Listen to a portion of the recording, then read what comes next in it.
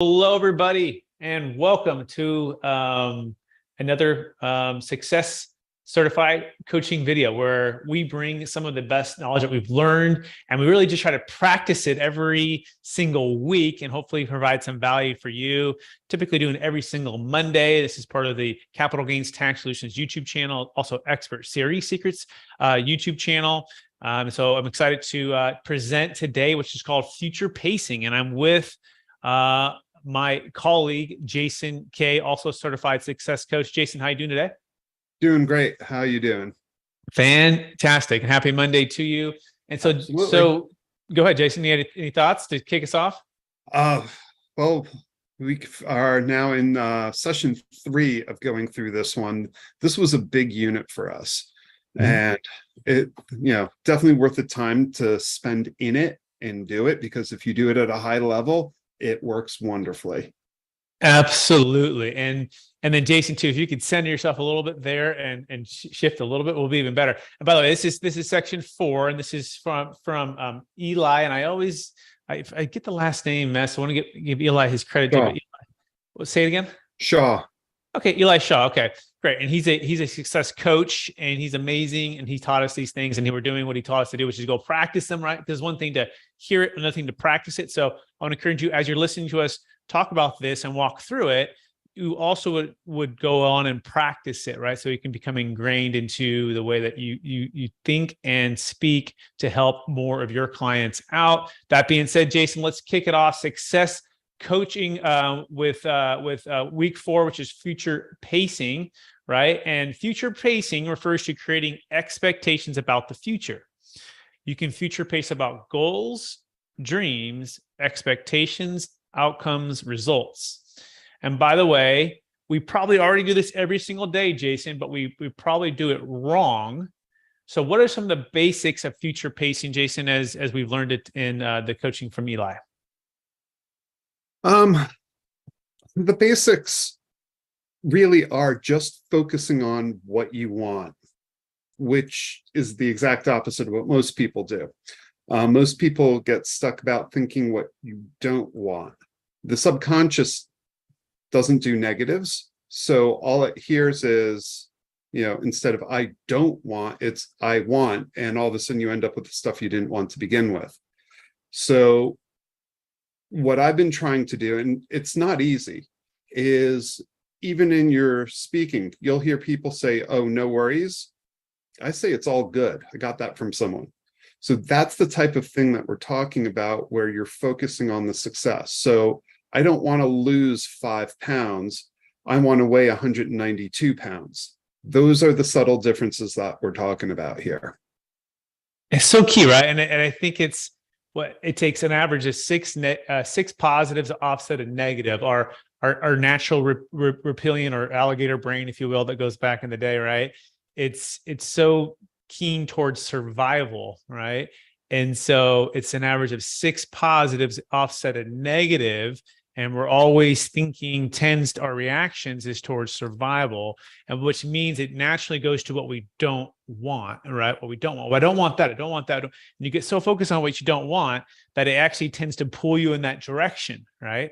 It's sort of like the person who gets up on stage and says, oh, I don't want to be nervous. I don't want to be nervous. I don't want to be nervous, right? They keep focusing on that. And guess what? They get up, and that energy that they're on stage is they're very nervous, right? They're fearful. They're anxious, right? Rather than focusing on what they do want.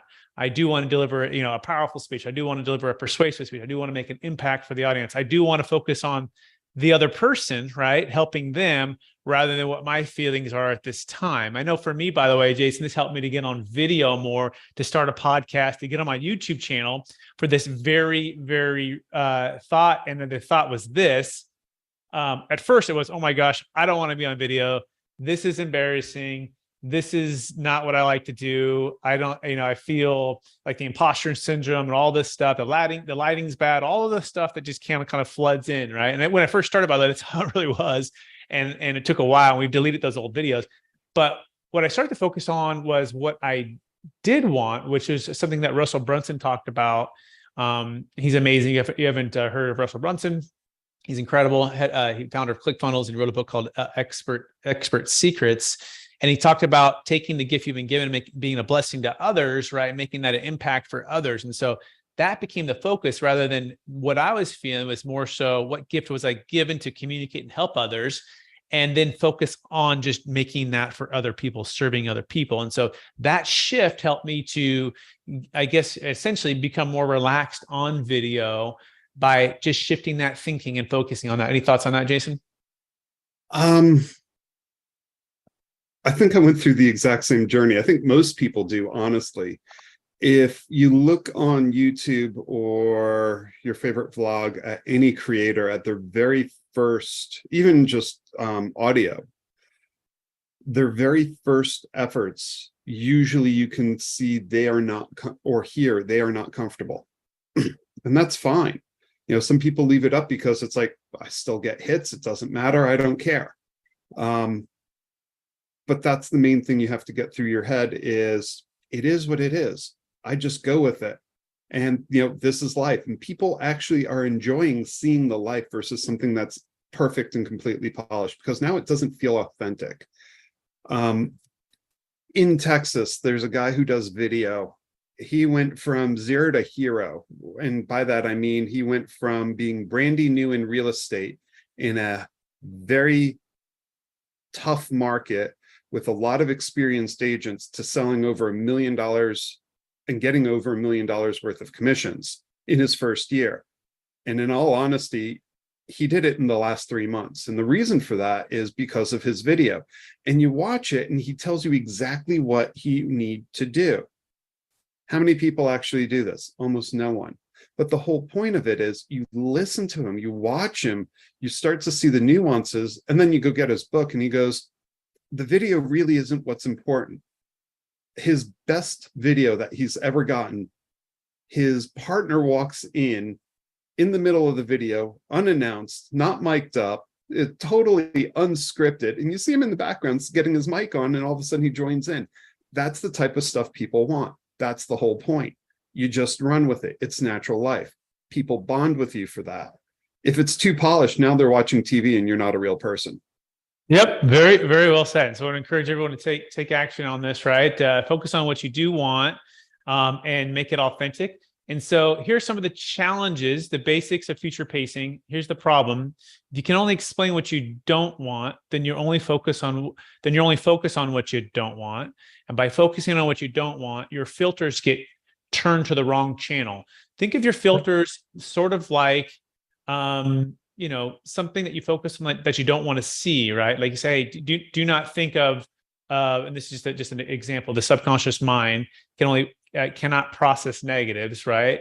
So do not think of a red and white striped elephant. And if you say that, guess what? You're going to filter. Your mind's going to go filter, and it's going to see that. If you do, and that's the first thing that pops into your mind is what you're Yeah. not supposed to think of. Yeah, right. Another Exactly. great one is, don't think of a green tomato. Boom, there it is, right in your mind. Even though you're trying not to, don't do it. Don't think about it. And it just pops in, no matter how hard you're trying not to, because that's the way the mind is wired. So the concept of negatives isn't really there. And that's what I was talking about before. That's why I want to weigh 192 pounds. I don't want to lose 5 pounds, because all of a sudden it's like, oh, 5 pounds. All of a sudden you're 5 pounds heavier. You know, it's just the way it works. It's very bizarre. And it's the way it works. I am so surprised that is something that you're not taught as a kindergartner. Yeah, exactly. Because it's always talking about what you don't do this, don't do that, don't do that. And guess what? The kid didn't even have the idea, who was sitting next to the other kid, to go start doing that thing, right? And yeah, I know that's how I was. So it was always challenging some of the let's say the teachers to keep it fun. So to clean out your filters, you want to tune to the right channel. You want to focus on what you do want. So, and now we're speaking to those who might be coaching other folks or helping their clients out or consulting, right? Potential clients. Anytime a client tells you what they don't want, make sure you ask them, well, if you don't want X or blank, then what do you want instead? So let's do an example of this. If you don't want to live in a highly taxed state, right, with a lot of regulations and a lot of challenges, then what do you want instead, right?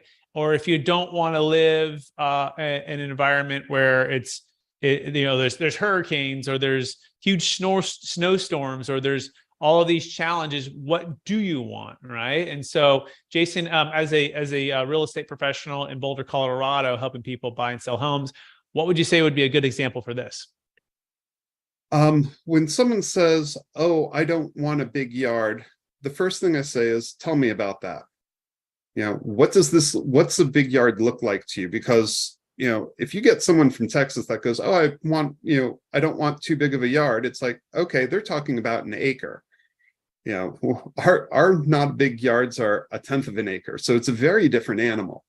So the first thing is getting clarity and speaking the same language and understanding. The second piece that happens is, once we're on the same boat, if they're still talking negatives, I'll take their negative and turn it into a positive.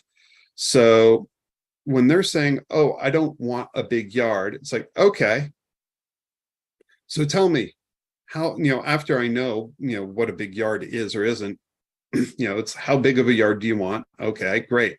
So you want a yard that you can basically have a little bit of landscaping, lock the door, and leave for 3 months and not have to worry about, right? So there's a whole bunch of stuff going on right there in that one sentence. The first thing is, I'm saying back to them what they told me. So they now know I'm hearing them. That last part where I'm asking the question, right? That's a tie down. I'm now taking control of the conversation by asking the question. I'm also getting them to commit to what they want. And lastly, I'm putting it as a positive.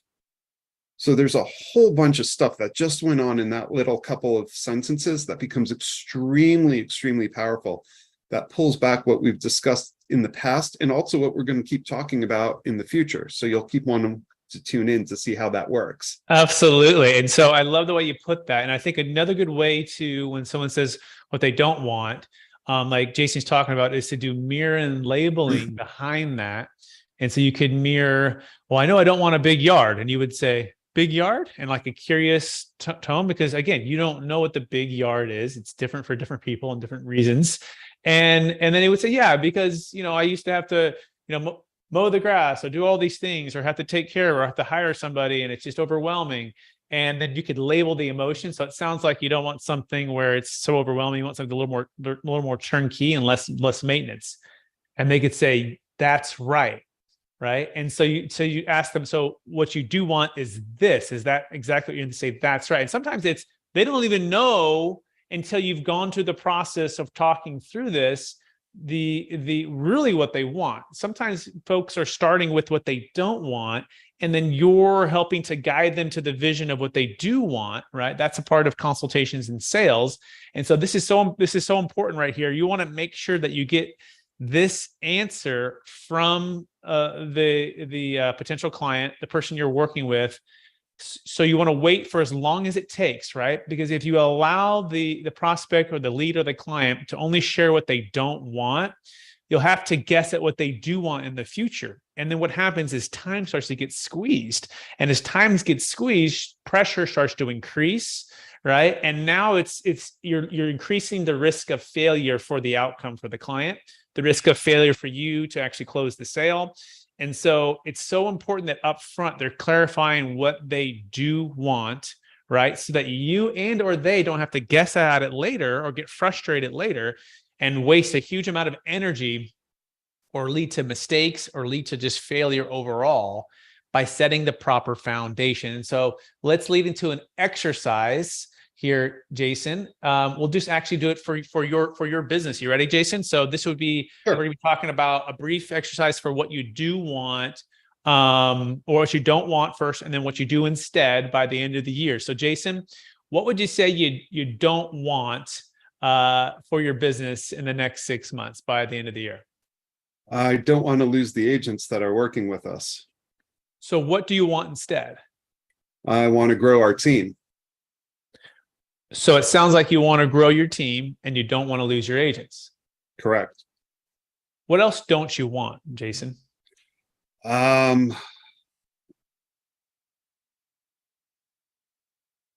This is hard because I usually don't think this way anymore. What don't I want? I don't want lots of really hot days and lots of rain. And so what do you want instead, Jason? Um, cool days, sunshine, nice breezes, Well, that'd beautiful be weather. nice if you could just like think that through and it just happened, right? Well, that's why I live where I do. I mean, we get mostly 300 days of sunshine a year. So, that goes back into that whole, what do you want? So Excellent. that's part of the reason why I moved here to lovely Boulder, Colorado. Yeah. And I think on my side, I'll flip it now. So Jason will be the person, right? And I'll be the client, and Right. I'm selling a highly appreciated asset. And I would say, Jason, I just don't want to deal with the toilet trash and liability. Okay. I don't want to deal with, not having liquidity and Okay. having all this debt. I don't want to deal with the government, and the regulations that are associated with owning the real estate and the rent control. Yeah. What would you What say? what else don't you want at this point? I also don't want to, feel like I'm not spending the time with family and as Hmm. much as I could be and traveling as much as I could be. And I don't want to feel like I have to work all the time. Completely understand. So tell me, what do you want? So what I do want is, of course, time to travel with family, time to, Hmm. give to causes and maybe serve in different ways, or start another business that I more been like a hobby or a passion of mine. Hmm. I do want to, downsize my big house that, my kids have all grown up and they've kind of moved out of the area, out of the state, and looking Yep. for a new, kind of a new adventure, new location, and, reallocate that capital. But Yep. you know what I really do want, Jason? I really want to feel like I'm being a great steward with the wealth that I've, earned and built, but it's just not, being taxed and just, wasted away. I really want to pass a legacy down to my Hmm. kids, and also give to causes that I really believe in. That's amazing. And if we're not pressed for time, this is a perfect lead into now you repeat back what he just said and ultimately why it's important to him. So that was absolutely wonderful, Brett. That was great. Absolutely. And we're going to be getting to that, by the way, how to do that. But we want to continue on this future pacing to give you even some more ways to help those that you're going to be helping out. And so one of the surest ways to fail is to expect to fail. So you want to listen to people's language. People who are committed to a specific outcome speak clearly and confidently. In other words, they have their vision, they have their clear outcome, they can see it, they can touch it, they can feel it, they have emotion behind that, and it's really clear and it's really confident. People who are unsure about their outcome, or if they can't achieve it, they use hesitant or weak language, maybe a softer tone, maybe less dynamic or bold at the end of the sentence, maybe hesitating. So to move your lead prospect or client towards success, help them speak clearly and confidently about what they want. In other words, help them to own it. Because guess what, Jason? If they say it, they They own it. But heard if it, they we own it. say it, right? Yep. If we say it, then it's our words. It's not their words. They don't own it. And they're like, yeah, okay, that's great. And then it just sort of floats away as quickly as they hear it. Absolutely. So it's so important to understand that even if you think, or even if you have the confidence, even if you're correct in your assessment of what they want, if you're saying it, essentially you're owning it, meaning it's not going to have as much impact versus helping to guide or to lead, lead would be a good word, guide or lead or help them explore so that they say it, so they own it. And I think that's the hardest thing for me, Jason, honestly, because I have the efficiency mindset, meaning I want things to just You want to move get there at a quick. good pace. I don't want to rush it. I want to hustle, but I want to get things done. I want to get action. I want outcome sooner rather than later. And so I've got that's good for certain things, but it's a weakness here, especially in the beginning, right? When we're exploring and we're future pacing and we're clearly defining what they want. Yep. Because guess what, I can make the assumption in my assertive personality, someone might say, yeah, no, that's what I want, but maybe it's not fully what they want, or they didn't Right. really own it. And now we're going off of that assumption, and I'm moving towards this thing as if it's theirs, but it's really not, Right. because I owned it. And I thought I owned it, with them, but really it was really about me and it wasn't about them. Yep. The flip side to catch this in your clients is listening for those weak words. It's not just how they're speaking, but also what they're saying. So one of those key things is what I like to call the Yoda-ism. It's try, and Yoda snaps back, try, do or do not. There is no try. So when you hear, oh yeah, I'll give it a try, it's like, okay, let's take a second here and dig into that. Do you really want this? Yes. So you want this to happen? Yes. So what are you going to do? Are we going to be okay if we try and it doesn't work? Or do you want to make this actually happen? It's like, no, I want, it's like, okay, no, it's, do you want to make this happen? Yes. Well, say it. Yes, I want to make this happen. And you could be as blunt as that, where you go, say it. That's part of being the coach, is to get them there. And yeah, it's a little rah-rah, but there's a reason why coaches do that. It's because now that they've said it, they've owned it, they've authored it. Absolutely. And to that point too, Jason, if you are a real estate professional like Jason and I are helping, even clients, in some ways you are coaching, but other ways you're just consulting. And by the way, if you're 100% commission like we are, we don't get paid unless it closes.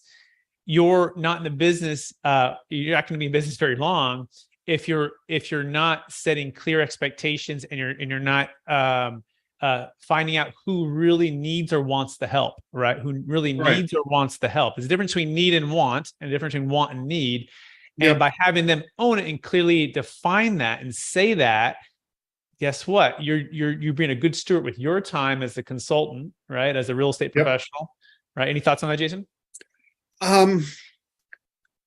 It's really a disservice to your clients if you're not finding out exactly what they want. And not everyone knows exactly what they want. They might not be coming to you and go, hey, I have this multifamily asset I'm looking to divest. It may be a frustration like, oh my God, I can't believe they're, Brett, I'm giving you a call because I can't believe the city's thinking of putting in rent control. We know that doesn't work. What should I do? And, it could be as simple as that. And that floats all the way back to this whole try thing that I brought up a second ago. The try until you succeed, or try and try again. That's a never ending loop. That, that just sort of, you could see my whole posture. I'm just sort of sinking down as I'm saying, it's like, oh God, I'm going to be stuck in this. The whole point is trying is not the same thing as actually doing, hence what I said earlier. So success lies beyond trying. It's doing. You need to get it done. That's success. So you can do something or you cannot do something. Similar words to try are might, may, could, should, want to, hope, attempt, let's give it a shot, we'll see. All those sort of wishy-washy words, those should be triggers for this. And your job as a professional, or our job as a professional, is, all right, let's dig down, because spinning our wheels, throwing something up on the market and seeing if the market will take it right now, there's actually a fair number of those overpriced listings.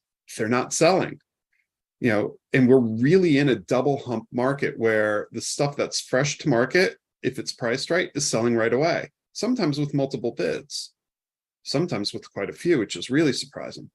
But so here's a thought there. So see what Jason's doing here. He's focused on what words that we don't want to hear, right? Yeah. And now there's words that we do want to hear, right? Yeah. Although it's good to have the awareness up there, right? As we're even future pacing for ourselves and for our clients. And so the words that you want your clients to use to get a commitment towards a particular outcome would be intend, will, can, must, expect, absolutely, going to, shall, have to. Another way to maybe tease or guide or mirror some of these out would be on a scale of 1 to 10, with 10 being that you expect, you absolutely must have this outcome. How serious are you about, achieving what we just talked about, what you want, right? And one being, that's, and to see what they say, actually have them have a number on it. Jason, any thoughts on that? And this way you don't waste their time. And that's what you tell them. I don't want to waste your time doing this, because when we do this, not if, when we do this, you need to be all in. It's going to take a little bit of effort. It's going to take some time. And if you're like, well, let's just see, it's like, no, we're not doing this then. Yep. And so to And help people future pace effectively, you want to ask a few questions. yeah, And these questions will help. And different folks who have there's kind of these there's auditory visual, there's kinesthetic, and there's one other one. We did it. I think we did that in week 2 of this. But yep. here's some questions to effectively open people up about this. What will you see? What will you hear? What will you say? What will you be telling yourself? What will you feel? How will you know? A good way to put this would be, hey, Jason, 6 months from now or 12 months from now, looking back, what will you have seen to make this a really great, amazing outcome for you? What would you what will you be telling yourself? What will you be feeling to know that, hey, this is exactly what I wanted, and the outcome it feels really great. Any thoughts on that, Jason? A great way to do this with clients is having them imagine their desired outcome as if they already have it now. It's already occurred. So what you want to do is you ask them, write down how it feels, what they've been thinking about, what are they going to say, knowing this has already happened. And the whole point of writing it down is so you could share it with them later after it already has. Ask them while they're imagining what it is, if they notice anything else that they see, hear, feel, touch, or saying to themselves when their outcome is already true. And make sure that all these words, as we said previously, are all positive.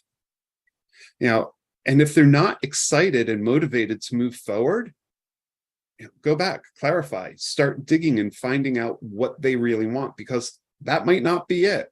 It might be, oh yeah, we have to sell this mountain house because we can't go up anymore. It's like, well, it doesn't sound like you really want to sell it, does it?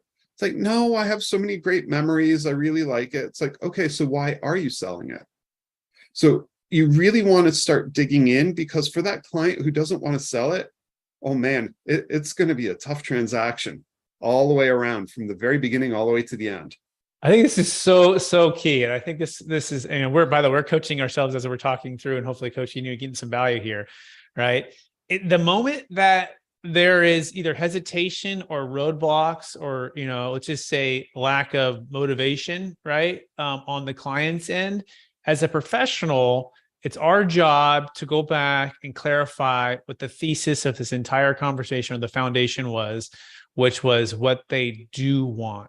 Right. And sometimes maybe it did change. And if it changed, then perhaps it's time to, either stop that transaction, delay that transaction, or re-clarify, a different time frame to do that. I mean, there's times when there's opportunities and deals that took years to fully, I guess, harvest, if you will, because the timing wasn't right for the client. And so by helping them imagine these things or go into the future, and you're doing that now up front, it's also going to really clarify their wants that they just said to you a few minutes ago, right? And now is what this exercise is doing, is that increasing, on a scale from 1 to 10? You might even ask that question. Okay, now that you've imagined that, on a scale of 1 to 10, do you feel like it was a 7 and now it's an 8 or a 9? And they could say, yeah, it really does feel like it's an 8 or a 9 now, because they've had a chance to unlock some of the other senses that were going to be a part of the future, right? And maybe even other outcomes or other things that, maybe it's the family, the legacy, right? For capital gains tax exit planning. Maybe it's more the time with the grandkids, right? Maybe it's more time with the place that they've always wanted to travel on their bucket list, or whatever that might be. By helping them to go into the future will help to clarify what they really want. And if for some reason, instead of going from a 7 to an 8 or 9, it goes to a 6 or 5 or 4, or drops, well, that's good. You found that out, and at least you found it out now, rather than you're spinning your wheels and wasting everybody's time. Jason, any thoughts on that? No, that's exactly the whole point of this process. Is you want to drive down, you want to uncover the truths, whether the client actually knows it or not. And in many cases, they might not know it. So, that's the whole point of having these conversations and going deep like this. Because I've had clients where it's, we've come to the conclusion where it's like, yeah, we really shouldn't transact right now. And they're like, thank you so much for not pushing me. It's like, that's my job. And in all honesty, with my job, you're now so happy with the service I gave you and not pushing my own agenda, you're going to go refer me to 5 of your friends who are wanting to do the same thing. And I tell them that just like that. And they're like, oh, yeah. Like, I've got a client who closed last month. This is their second home that he bought. He's like, yeah, I finally have some friends that are, getting ready to start buying. He's a younger guy, so it's, he's got a great story. But, all of a sudden it's like starting to, like, number 4, number 5 is coming in. And it's like, okay, what are you guys looking for? And that's the whole point, is you build that trust. It's not about putting money in your own pocket through a commission. It's about helping people. And if you don't come from that place of helping, it's not going to work as well. Absolutely. And it's going to be a poor outcome for everybody.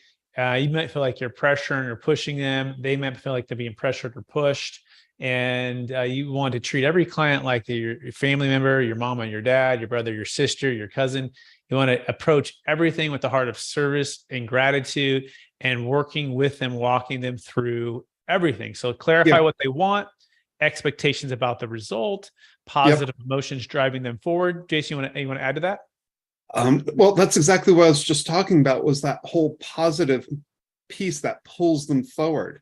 It's almost like to continue with the Star Wars analogies, that they're caught in a tractor beam and it's just inevitable that this is going to happen. That's how they feel. And it's exactly what they want. It's not like, oh my God, I have to do this. It's the exact opposite. They're excited about it. They're excited that it's done. They're so happy with what's actually happening and how it's going forward. So good. So good. Those positive emotions are the important piece. That's the momentum that keeps moving them forward, basically to close. So, and by the way, that close is not a forced close. The close is the positive emotions that they owned what they wanted. They owned, and they did the practice and they did the work of imagining and future pacing, right? And I think of it, it's really like a goal. Like, you're setting a goal, you're visualizing what the outcome would be. You have emotions around what that outcome could be, right? And you're doing the same thing as a consultant to help your real estate, clients, for your high net worth clients who are exiting highly appreciated assets. So collectively, the closing just naturally happens, right? It's like, how do we get, they're so excited. How do we get started, right? It's not anything where you're having to pressure anybody to do something that maybe they're not quite ready to do yet.